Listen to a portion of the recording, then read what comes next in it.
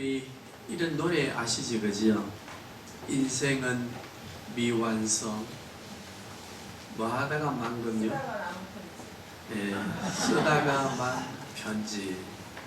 그래도 우리는 어찌해야 된다고 했습니까? 아름답게 써내려가야 돼 라고 하는 그 참 좋은 노래가 있습니다. 그런데 그 노래는 약간 좀 비애감이 있다 그죠? 아, 인생은 쓰다가 만 거 또 그래 끝나는 것 아닌가.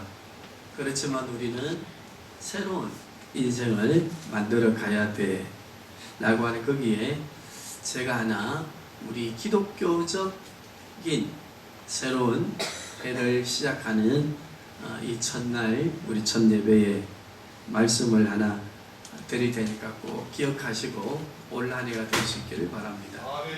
한번 따라하겠습니다. 나의 하루의 삶이 모여서 내 인생이 되고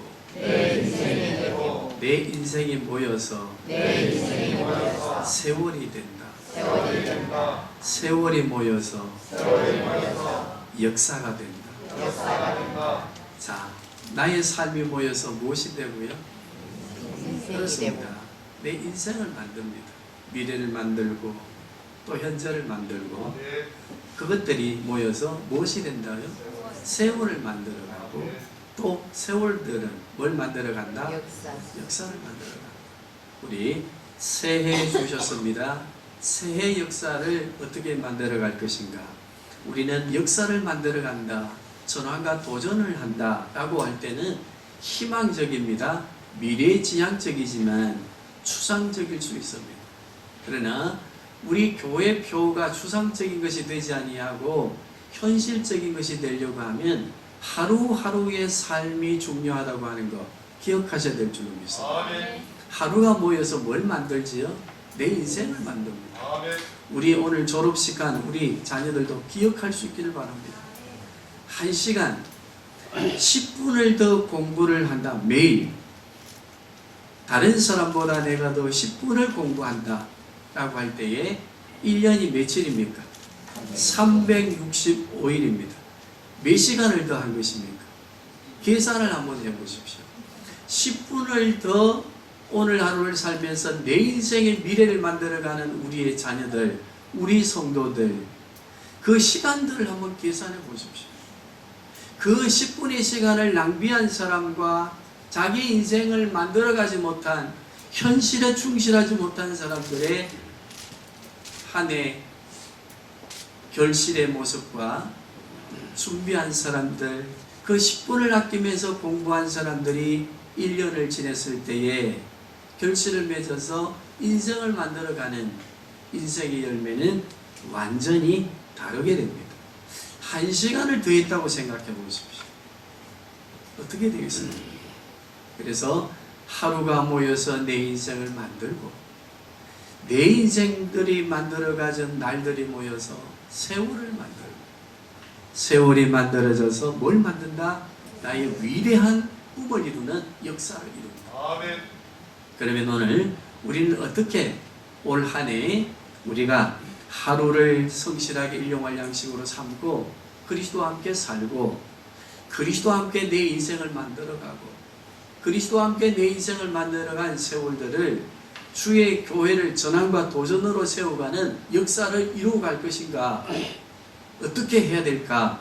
여기에 대한 질문과 고민을 하시면서 오늘 주시는 말씀을 마음에 담으시기를 바랍니다. 오늘 이 말씀 간략하게 이해하시기 위해서는 자, 성경을 가지신 분들은요, 창세기 4장 16절을 펴보세요. 그리고 자막을 보시겠습니다.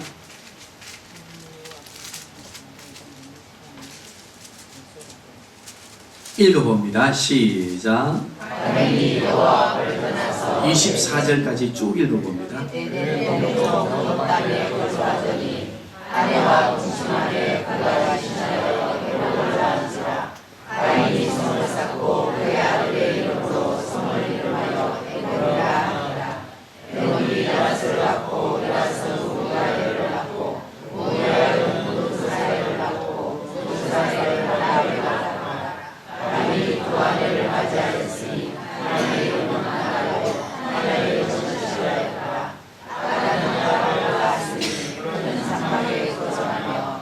주는 자의 조상이 되었고 그의 아우의 이름은 올바니 그는 수금과 궁수를 얻는 모든 자의 조상이 되었으며 신라는 노라를 알고 낳았으니 그는 물과 새로 여러 가지 기물을 가진 자요 두발가인의 이유는 하나마이더라. 라멕이 아들이 되었는데 하와가 자식하여 내 목소리를 들으라. 라멕의 아들이여 내 말을 들으라. 나의 상처로 말미암아 내가 사람을 죽였고 나의 상함으로 말미암아 소년을 죽였도다. 가인을 위하여 너희 70배 이르되 라멕을 위하여 너희 77배 이르라 하였더라. 자, 25절에서 오늘 본문의 말씀을 다시 한번 읽어봅니다. 합독해 봅니다. 시작. 아담이 다시 자기와 중간에 그가 아들을 낳아 그의 이름을 셋이라 하였으니 이는 하나님이 그에게 아들이 죽은 날에 아들 다윗을 주셨다. 셋도 아들을 낳고 그의 이름을 에노스라 하였으며 그때의 사람들이 비로소 여호와의 이름을 불렀더라. 이것은 하나님의 이름을 조전치리라. 하나님이 사람을 창조하실 때에 하나님의 모양대로 지으시되 남자와 여자를 창조하셨고 그들이 창조된 날에 하나님이 그들에게 복을 주시고 그들의 이름을 사람이라 불러주셨다. 아담은 130세에 자기의 모양과 자기의 형상과 같은 하나가 이름을 셋이라하였고 아담은 셋을 낳은 후 8년을 지내어 자녀를 낳았으며 그는 130세를 살고 살더라. 셋은 100세에 에노스를 낳았고 에노스를 낳은 후 810세를 지내어 자녀를 낳았으며 그는 112세를 살고 죽었더라. 아멘. 자, 오늘 제가 두 계보를 소개했습니다. 하나는 누구의 계보입니까? 가인의 계보입니다. 또 하나의 계보는요, 셋의 계보입니다. 자, 성경을 읽으시면서 우리는 질문이 있어야 됩니다. 가인의 계보와 셋의 계보의 차이점이 없습니까? 오늘 우리가 이걸 이해해야 오늘 주의 성찬과 새해를 시작한 우리에게 도전을 주는 말씀이 될 줄로 믿습니다. 창세기는 10가지 10대 계보로 구성되어 있다고 창세기를 강의할 때 말씀을 드렸습니다. 오늘 가인의 계보와 셋의 계보를 보면요, 가인의 계보에는 무엇이 없습니까?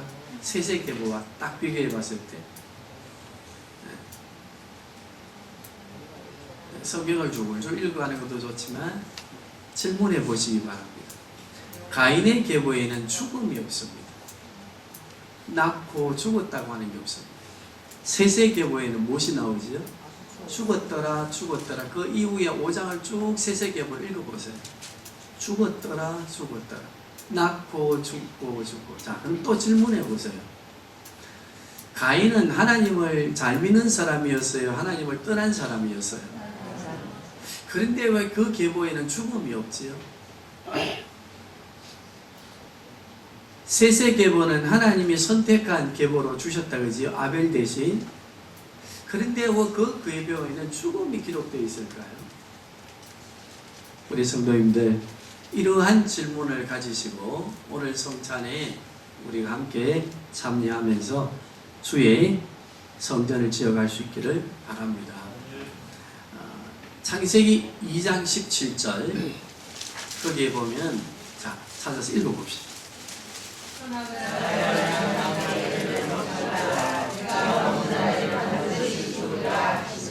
네. 자, 저를 주목해 보세요. 하나님의 법을 어기면 죽는다 산다? 죽는다, 그지요? 그런데 그 죽음으로부터 하나님의 법을 떠나서 죽는 죽음의 대가를 치르는 자들에게 소망을 주셨는데 그 소망이 뭔가 하면 창세기 3장 15절입니다. 찾아서 같이 읽어보겠습니다. 시작.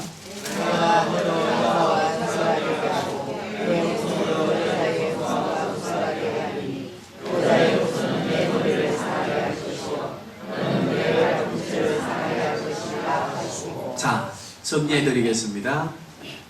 시간을 짧게 정리하니까 자부지 마시고 보세요. 제가 자보는 사람 다 압니다. 멍하게 있는 분이나 정신을 바짝 차리고 눈을 똘방똘방하게 뜨시는 분들, 여기 보시면요, 하나님의 법을 어긴 사람은 죽는다.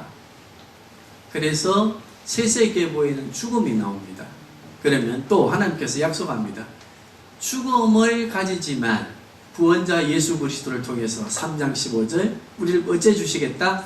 구원해 주시겠다. 자, 여기에서 우리가 기억할 것은 뭔가 하면, 하나님의 말씀을 따라 사는 사람의 계보에 왜 세세의 계보에 죽음이 등장하였을까? 그것을 왜 모세는 계속해서 기록하는가? 거기에는 하나님의 마음을 담은 모세의 또 이해한 마음도 있단 말이에요. 그것을 이해하면서 우리가 보면은, 하나님이 예수 그리스도가 필요한 사람들은 어떤 사람들인가 하면, 하나님의 법을 어겨서 죄를 범함으로 그 죄의 대가로 우리는 죽는구나. 그러므로 죽음을 가지는 우리는 하나님의 법을 어긴 죄의 대가라고 하는 겸손한 마음을 가지고 우리를 영원한 생명으로 인도하는 누구를 바라보게 하십니까? 창세기 3장 15절에 언약하신 그 예수 그리스도를 바라보게 합니다. 예수 그리스도를 바라보는 사람들은 내가 어떤 존재인 걸 아는 것입니까? 내가 하나님의 법을 어겨서 죄인 되었고 그 죄의 결과로 인해서 나는 고통당하고 죽을 수밖에 없는 존재구나 하는 것을 인식하고 고백하는 사람들이어야 누구를 필요로 한다는 겁니까? 왜 세세계보에는 죽음을 기록했을까요? 세세계보의 죽음을 통하여 하나님의 법을 어긴 죄 때문에 우리가 죽는다고 하는 것을 알게 하시고 누구를 계속해서 바라보게 하시는 계보로 만들었습니까? 그리스도를 바라보는 계보입니다. 우리는 다시 오실 예수님을 기다립니까? 안 기다립니까? 그러면 우리는 어떤 계보를 이어가야 됩니까? 세세계보로 거룩한 계보를 이어가야 되는데 거기에 우리는 무엇을 인식하고 고백해야 됩니까? 나는 하나님의 법을 어긴 죄인으로서 죽을 수밖에 없는 존재입니다.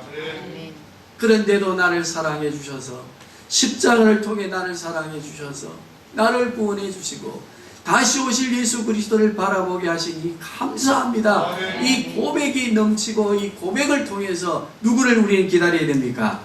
예수 그리스도를 기다려야 됩니다. 왜 가인의 계보에는 죽음이 없을까요? 가인 창세기 4장은 이렇게 시작합니다. 가인이 하나님을 떠나 어디로 갔더라? 허무한 땅, 노 땅을 향해서 갔다고 했지, 그지? 누구가 없는 땅? 하나님이 없는 땅입니다. 허무한 땅입니다. 그런데 거기에는 무엇이 있었습니까? 가인의 성을 만들어서 가인의 성을 만들고 퉁수와 피리와 인간의 쾌락과 잃어버린 에덴 동산을 찾으려고 하는 문화를 만들어가면서 자기들 스스로 뭘 이겨보려고 했습니까? 죽음을 이겨보려고 했습니다. 죽음을 해결해 보려고 했습니다. 거기에는 하나님 앞에 죄를 범하여서 우리가 고통이 오고 죽음이 왔고 그러므로 우리는 그리스도를 통해서만이 이 영원한 생명의 길로 갈 수 있다고 하는 것이 없습니다.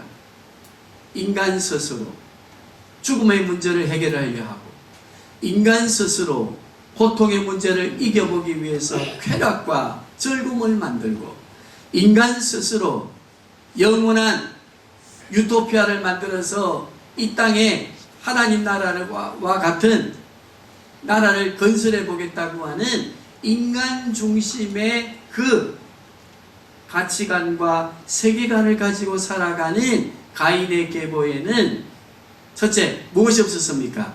하나님 앞에 죄를 범한 결과로 내가 죽는다. 우리가 고통을 당한다. 그러므로 이 죽음과 고통에서 해결을 받을 수 있는 길은 누구밖에 없다? 하나님께로 돌아가는 길 예수 그리스도밖에 없다 라고 하는 게 없습니다. 그러니까 거기에는 뭐만 있어요? 자기들 스스로 모든 고통의 문제, 죽음의 문제를 해결하려고 하는 인간 중심적 가인의 성에 대해서 말씀해 주시고 거기에는 뭐가 없습니까? 죄로 인하여 죽고 그 죽음을 통해서 그리스도를 바라보면서 영생을 얻으려고 하는 믿음의 고백이 없고 인간 스스로 문제를 해결해 보려고 하는 노력이 있으므로 무엇을 기록해 놓았습니까? 두 계보를 비교하면서 세세계보에는 죽음을 소개하고 있고 가인의 계보에는 하나님과 관계없습니다. 하나님의 법을 어겨서 내가 죄를 범하고 그 죄로 인해서 내가 죽는다고 하는 게 있습니까? 없습니까? 없습니다. 그러므로 거기에는 하나님의 법에 의해서 죽고 하나님의 은혜에 의해서 그리스도를 통해 영원히 산다고 하는 그 신앙의 고백이 없으므로 거기에는 가인의 계보에는 죽음에 관한 것을 소개하고 있지 않습니다. 오늘 우리는 이 두 계보를 이해하시면서 성경을 보실 때 질문해 가시면서 우리는 오늘 주의 성찬에 참여할 수 있기를 바랍니다. 우리가 왜 인생의 여정마다 쓰다가만 편지에 고통이 있고 또 기록해 가야 될 고통이 있습니까? 날들이 모여서 내 인생을 만들고 내 인생의 날들이 세월을 만들고 세월을 만들어가는 그것이 내 역사를 만들고 꿈을 이루어간다. 거기에 고통과 절망과 힘듦이 있지 그지요? 그러다 우리는 이루었다 싶으면 이 세상으로부터 영원한 세계로 옮겨지는 죽음이라고 하는 것이 또 있게 되어지는 이 여정 속에 우리는 왜 죽음의 고비고비를 절망의 고비고비를 넘겨가며 그리스도와 함께 그리스도를 바라보며 살아가게 하셨는가 하는 것을 주의 성찬을 통해서 마음 깊이 인식하시고 오늘 새해를 시작할 수 있기를 바랍니다. 우리는 구구절절 우리의 삶의 고통이 무엇으로부터 왔습니까? 하나님의 법을 어긴 죄로부터 왔습니다. 이 죄로 인하여 우리는 죽게 되었고 고통당하는 인생의 여정을 살고 왔고 또 살아갈 것입니다. 그러나 우리를 이 고통에서 해결해 주실 이가 누구이십니까? 예수 그리스도. 그 예수 그리스도께서 십자가를 통해서 자기의 몸을 우리의 죄를 대속하시는 제물로 내어주시고 그리스도를 구주로 고백하는 자들에게 죄로부터 자유케 하시고 그 절망의 고통과 죽음으로부터 자유케 하시고 부활을 주셔서 영원한 생명을 가지게 하시 그 은혜를 감사하며 올 한 해를 살아가야 될 줄로 믿습니다. 우리 출애굽기 40장 16절 한번 찾아보시기를 바랍니다.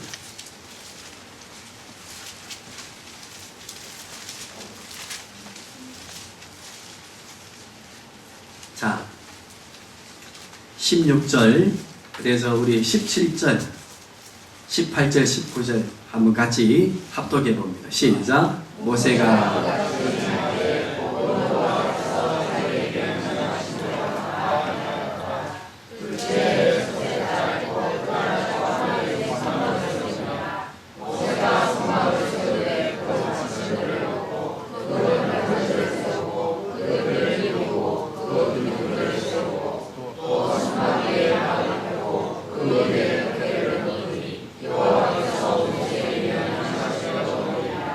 자, 이 말씀이 무슨 말씀입니까?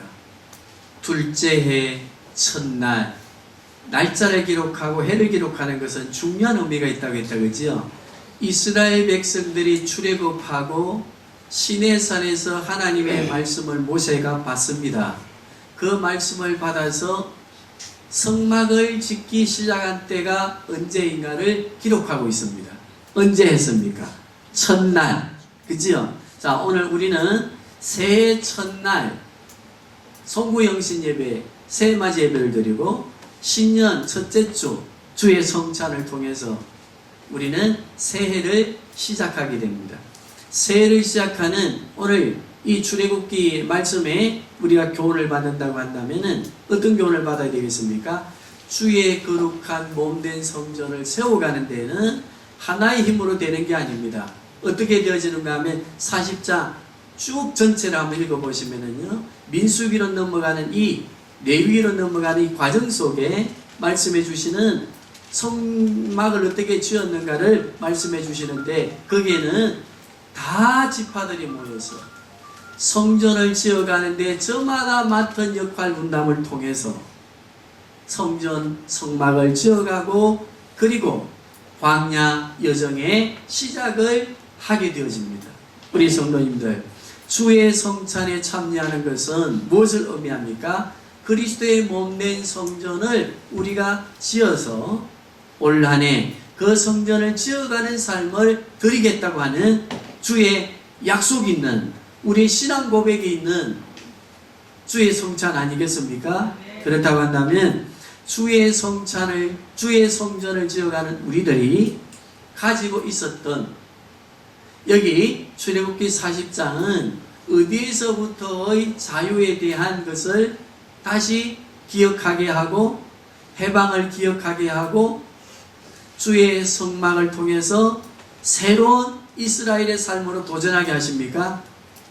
애굽에서 포로되었던 그때를 기억하며 해방하게 하신 하나님의 은혜에 감사하고 해방을 주신 성막, 누구를 예표하지요? 예수 그리스도를 예표하는 그 성막을 지어서 자유와 그리고 해방의 기쁨을 가지고 광야 여정을 가나안 땅, 적과 꿀이 흐르는 땅을 향해 바라보고 나아가도록 하시는 이 본문, 또 출애굽기 40장의 말씀을 기억하시고 오늘 우리 거룩한 주의 성찬에 참여하실 때 우리가 성찬에 참여하면서 주의 몸된 교회, 장호성김의 교회를 지어서 또 지어가며 우리 2020년 새해에 첫 발을 내딛는 또 오늘 이 예배가 주의 성찬이 될 수 있기를 바랍니다. 그러려고 하면 우리는 어떻게 해야 되겠습니까? 2019년 애굽에 있는 것들, 바벨론에 있는 것들, 세상에 있는 것들을 다 어찌해야 되겠습니까?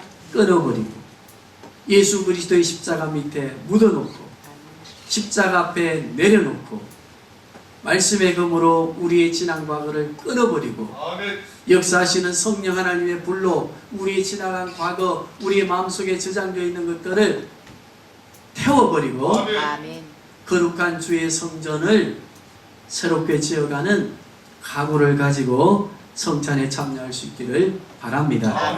그리고 주의 성찬에 참여한 우리가 새 마음 새 뜻으로 진리 안에서 해방되고 자유함을 얻은 세상의 염려와 근심 걱정으로부터 자유하게 된 애국과 바벨론 비유되어지는 세상의 염려와 근심 걱정들로부터 우리가 정말 예수 그리스도를 통해서 자유함을 받고 해방되어진 감사를 드리시면서 주의 성찬에 참여하고 올 한 해 주의 성전을 함께 지어가야 될 줄로 믿습니다.